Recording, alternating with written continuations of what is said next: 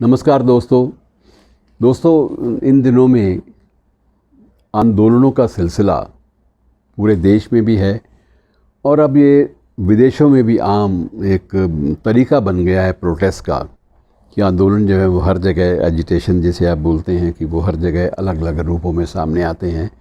इस दिशा में बहुत सारे एक्सपेरिमेंट्स महात्मा गांधी के मिलते हैं, लेकिन हम क्योंकि अदब की दुनिया से हम लोग जुड़े हुए हैं तो गुरुदेव रविंद्रनाथ टैगोर का जो है किस्सा वो बड़ा गज़ब का है कि उन्होंने आंदोलन के लिए, एजिटेशन के लिए, विरोध प्रकट करने के लिए कौन सा रास्ता चुना था, ये मैं आपको आज जिक्र करना चाहूँगा।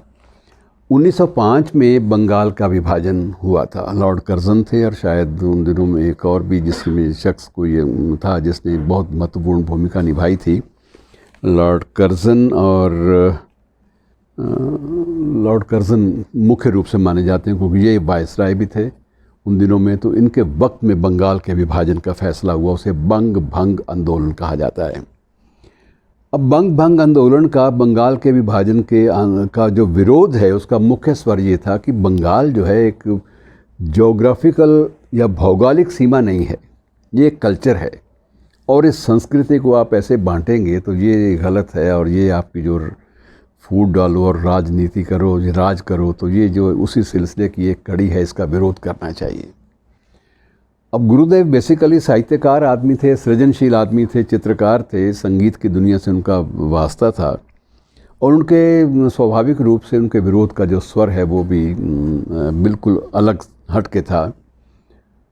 तो उन्होंने ये कहा कि हम लोग एक रहेंगे, हम लोग विभाजित नहीं होंगे। कुछ भौगोलिक सीमाएं अगर ये ज़बरदस्ती बदल देते हैं तो हम जो कल्चरल जो सीमाएं हैं, सांस्कृतिक जो सीमाएं हैं, हदें हैं, सरहदें हैं, वो नहीं पैदा होने देंगे। हम बाकायदा उसी रूप में जिएंगे। और उसके लिए टैगोर साहब ने एक नया तरीका निकाला, वो था राखी। इन्होंने जब विरोध का एक जुलूस निकाला तो जुलूस में इनके साथ साथ बहुत सारे डिब्बे लेकर इनके जो श्रद्धालु थे, इनके जो स्वयंसेवक थे, जिनके साथ चलने वाले थे, वो डिब्बों में राखी लेके चलते थे। और ये रास्ते में जो भी मिलता, हिंदू, मुसलमान, मज़हब की तो बात छोड़िए, मज़हब उन दिनों में ज़्यादा इतना प्राइम वैल्यू इन लोगों के लिए नहीं रखता था जितनी कि आज है। तो इन्होंने यही था कि रास्ते में जो भी मिले उसे राखी बांधो। और ज़्यादा इनका ज़ोर इस बात पे होता था कि हिंदू जो है वह मुसलमान के हाथ में राखी बांधे और मुसलमान हिंदू के हाथ में राखी बांधे। मकसद ये था कि हम जो अंग्रेज़ों की जो पॉलिसी थी कि फूट डालो और राज करो, वो नहीं चलने देंगे और उसके ख़िलाफ़ इस नए तरीके से, नए तौर तरीके से विरोध व्यक्त करेंगे। बंगाल का विभाजन मित्रों, आसाम जो है उसके साथ ही विभाजन के वक्त ये अस्तित्व में आया था। एक पूर्वी बंगाल का हिस्सा हो गया और दूसरी में कुछ असम के हिस्से और कुछ बंगाल के हिस्से बनाकर पश्चिमी बंगाल बना दिया गया था।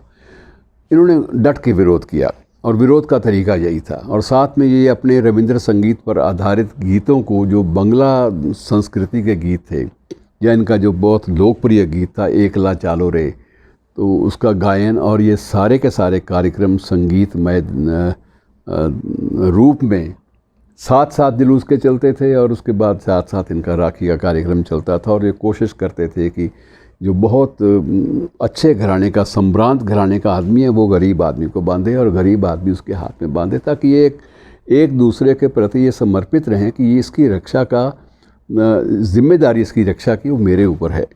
और यही बात इन्होंने हिंदू और मुसलमानों के संदर्भ में विशेष रूप से प्रयास किया कि जहाँ कहीं कोई मुसलमान समर्थक आगे मिलकर इनके पाँव को छूता तो कहते थे पहले किसी हिंदू को राखी बांधो। और अगर कोई हिंदू आगे आता था, कोई संभ्रांत परिवार का, बड़े परिवार का, तो भाई पहले किसी मुसलमान को राखी बांधो। और ये राखी का जो रिश्ता है उसको इन्होंने कायम किया। मकसद ये था कि कल्चरल रूप से, सांस्कृतिक रूप से ना दिल बटे और ना ही कल्चर बटे, संस्कृति कायम रहे। और यही वजह है कि आज भी असम में और बेशक बांग्लादेश बन गया, वहाँ संस्कृति जो है वो एक जैसी है, कल्चर नहीं बटी।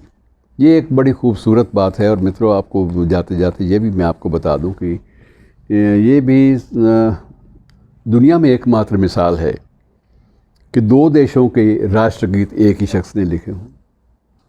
गुरुदेव का लिखा हुआ राष्ट्रगीत भारत का राष्ट्रगीत है और गुरुदेव का लिखा हुआ ये जो राष्ट्रगीत है वो बांग्लादेश का भी राष्ट्रगीत है। ये एक बहुत अजीब आपको मिसाल मिलेगी, और ये इसलिए मिलेगी कि जो कद्दावर शख्सियतें होती हैं वो भौगोलिक सीमाओं से, जोग्राफिकल जो सिचुएशंस हैं, किसी भी डिवाइड में वो बढ़ती नहीं हैं और वो बाकायदा कायम रहती हैं। और इसलिए गुरुदेव की ये बात माननी चाहिए कि एक प्रोटेस्ट का तरीका बिल्कुल नावल, नया, बिल्कुल नए तरीके से प्रोटेस्ट किया, और प्रोटेस्ट के साथ साथ एक संदेश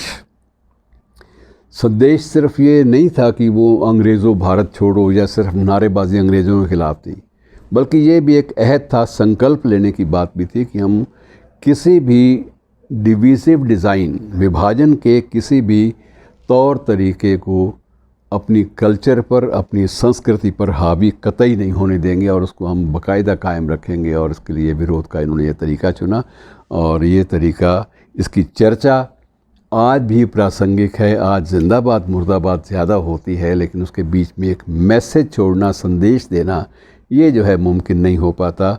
इसलिए आज इस संदर्भ में गुरुदेव को याद करना बड़ा प्रासंगिक लगता है कि अगर विरोध ही करना है तो उसमें भी एक एस्थेटिक्स वो ज़रूर रखने चाहिए, एक सभ्याचार और एक सांस्कृतिक रुझान उसको कायम रखना चाहिए। शुक्रिया दोस्तों।